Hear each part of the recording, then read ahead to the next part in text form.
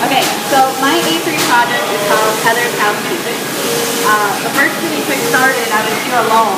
I didn't have a manager, and I was new to QA, and I was told to go in and put my, take my food and put it towards production. And I noticed we had a lot of extra food on the floor. We had safety concerns along with QA concerns. So I brought it to Melissa's attention, and she said, "There's your A3 project." So the current condition when we first started was,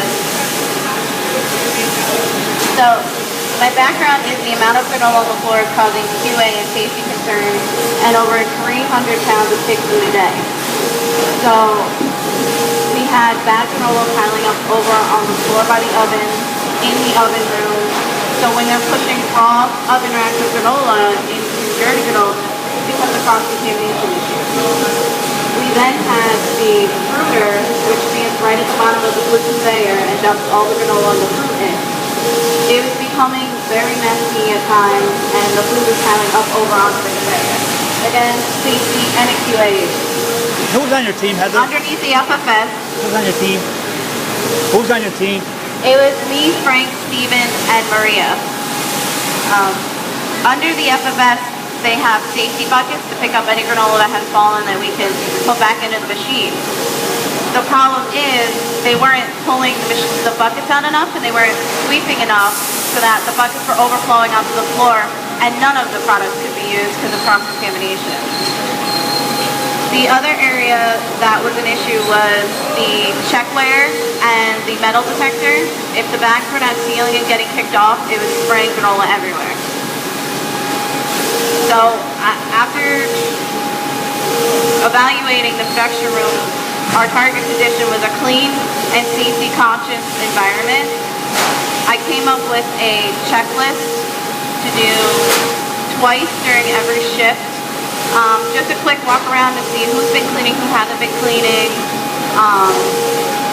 And we spent about 2 weeks putting some numbers together, and we noticed where we have to work on and where is working pretty well. We also wanted to try to minimize the amount of pig food we had on the floor and how much we were getting rid of every day. Some of the reasons that we had these issues is that first shift runs at full speed. There's no stopping unless something happens.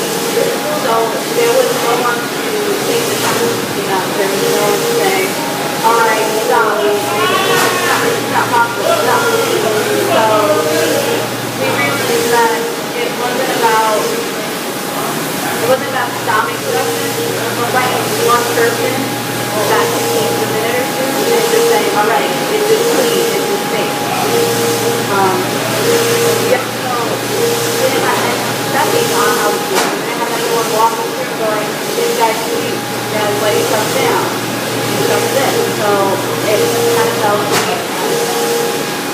the implementation part is we tried to save the bags by putting the barrier on the set. So any bag that went through wasn't falling off, and it wouldn't be considered a bad bag.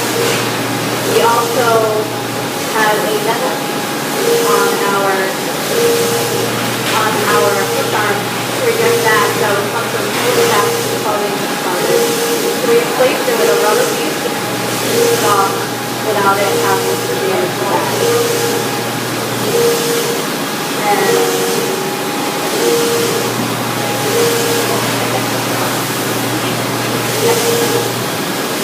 So now all we have left is the Seiso housekeeping.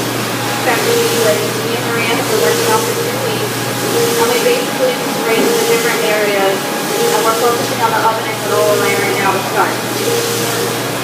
Once we're going to do this for another 2 weeks and get more numbers and really figure out why, is it the time of day that we're checking? Is it the area? Is it the product we're running that day? And then we can implement cleaning plans, or someone wondering and go, all right, so that's it. Very good.